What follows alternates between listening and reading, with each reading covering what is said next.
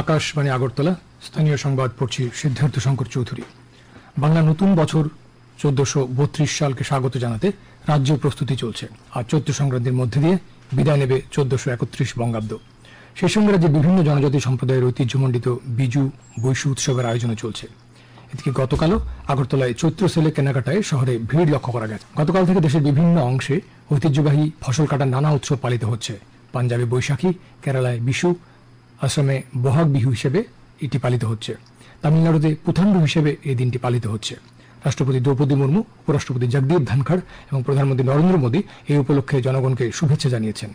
এদিকে গড়িয়া, গাজন ও বাংলা নববর্ষ উপলক্ষে রাজ্যপাল, মুখ্যমন্ত্রী ও অন্যান্য বিশিষ্টজনেরাও রাজ্যবাসীকে শুভেচ্ছা জানিয়েছেন। এছাড়া বিরোধী দলনেতা জিতেন্দ্র চৌধুরী, এডিসি চেয়ারম্যান জগদীশ দেববর্মা ও মুখ্য কার্যনির্বাহী সদস্য পূর্ণচন্দ্র জমাতিয়া গড়িয়া, গাজন ও বাংলা নববর্ষ উপলক্ষে রাজ্যবাসীকে পৃথক পৃথক বার্তায় শুভেচ্ছা জানিয়েছেন। নোয়াখালী অঞ্চলের সংস্কৃতি মেনে দক্ষিণ জেলার প্রতিটি বাঙালি পরিবারে শুরু হয়েছে চৈত্র সংক্রান্তির প্রস্তুতি।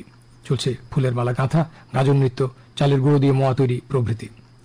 আজ চড়ক পূজার মধ্য দিয়ে বিদায় দেওয়া হবে 1431 বাংলা বছরকে। মুখ্যমন্ত্রী অধ্যাপক ডক্টর মানিক শাহ বলেছেন, রাজ্য সরকারের অন্যতম লক্ষ্য হচ্ছে জাতি জনজাতি একসাথে মিলে এক ত্রিপুরা, শ্রেষ্ঠ ত্রিপুরা গড়ে তোলা। গতকাল ধলাই জেলার লংতরাইভেলী মহকুমার ছামনুর লক্ষিন্দর পাড়ায় ঐতিহ্যবাহী 51তম রাজ্যভিত্তিক বিজু মেলার উদ্বোধন করে তিনি একথা বলেন। মুখ্যমন্ত্রী বলেন, জনজাতি অংশের মানুষের উন্নয়নে এবারের বাজেটে 7,149 কোটি টাকা বরাদ্দ রাখা হয়েছে, যা গতবারের তুলনায় 40% বেশি। তিনি বলেন, চাকমাদের বিজু, অহমিয়াদের বিহু, ত্রিপুরীদের বৈশু, জমাতিয়াদের গড়িয়া, মগদের সাংগ্রাই এবং হিন্দুদের গাজন ও নববর্ষ বরণ আবহমান কাল থেকে চলে আসছে। সরকারের অন্যতম লক্ষ্য সমস্ত জনজাতি গোষ্ঠীর কৃষ্টি, সংস্কৃতি ও পরম্পরাকে অটুট রাখা। চাকমা ভাষার যাতে আরও প্রসার হয় তার চেষ্টা করা হবে বলে তিনি আশ্বস্ত করেন।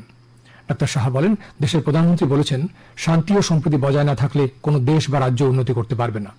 মুখ্যমন্ত্রী আরও বলেন, এডিসি এলাকায় উন্নয়নের ধারাবাহিকতা বজায় রাখার জন্য বিভিন্ন প্রকল্পের বাস্তবায়ন ও জনজাতিদের সমস্ত দিক দিয়ে উন্নয়নের জন্য সরকার প্রতিশ্রুতিবদ্ধ।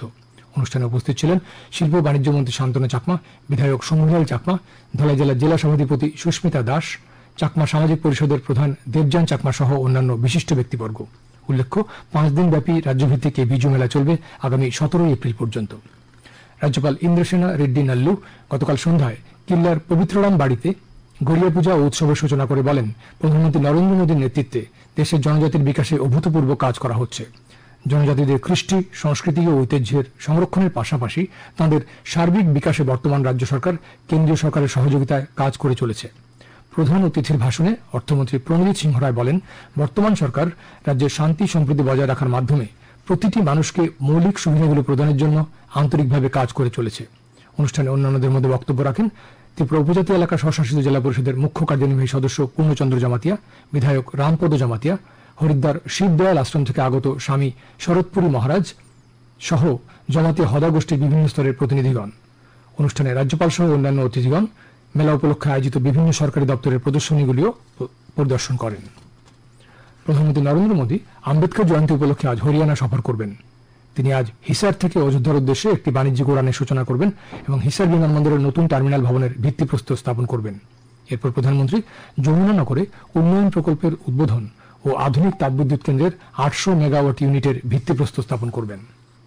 মুখ্যমন্ত্রী অধ্যাপক ডক্টর মানিক শাহর পৌরোহিত্যে গতকাল মনু সরকারি ডাকবাংলোতে ধলাই জেলার বিভিন্ন উন্নয়নমূলক কাজ নিয়ে এক পর্যালোচনা সভা অনুষ্ঠিত হয়।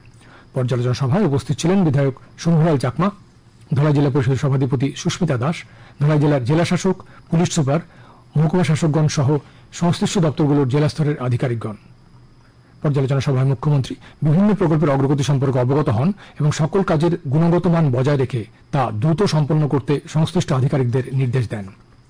প্রধানমন্ত্রী নরেন্দ্র মোদী আগামী 27 এপ্রিল রবিবার আকাশবাণীতে মন কি বাত অনুষ্ঠানের 121তম পর্বে দেশ বিদেশের মানুষের সঙ্গে তাঁর চিন্তাভাবনা ভাগ করে নেবেন। জনগণ এই অনুষ্ঠানের জন্য তাদের মতামত ও পরামর্শ 1800117800 এই টোল ফ্রি নম্বরের মাধ্যমে পাঠাতে পারবেন। নরেন্দ্র মোদী অ্যাপ বা মাইগভ ওপেন ফোরামের মাধ্যমেও মতামত জানানো যাবে। এই পরামর্শ এই মাসের 25 তারিখ পর্যন্ত গ্রহণ করা হবে। এছাড়াও 1922 নম্বরে মিস কল দিলে যে লিঙ্ক পাওয়া যাবে তাতেও SMS করা যাবে। আজ দুপুর পর্যন্ত আগরতলা ও তার পার্শ্ববর্তী অঞ্চলের আবহাওয়ার পূর্বাভাসে বলা হয়েছে, আকাশ অংশত মেঘলা থাকবে, বিক্ষিপ্তভাবে বজ্রবিদ্যুৎ সহ হালকা বৃষ্টিপাতের সম্ভাবনা রয়েছে। দিনে সর্বোচ্চ তাপমাত্রা থাকবে 35 ডিগ্রির কাছাকাছি। আগরতলা বিমানবন্দর এলাকায় আজ ভোরে সর্বনিম্ন তাপমাত্রা ছিল 23.8 ডিগ্রি সেলসিয়াস। গত 24 ঘন্টায় বৃষ্টিপাত সামান্য। এদিকে রাজ্যের কোথাও কোথাও দমকা ঝোড়ো হাওয়া বয়ে যেতে পারে বলে পূর্বাভাস দেওয়া হয়েছে। স্থানীয় সংবাদ এখনকার মতো শেষ হলো। পরবর্তী বাংলা স্থানীয় সংবাদ প্রচারিত হবে সন্ধে 7টা।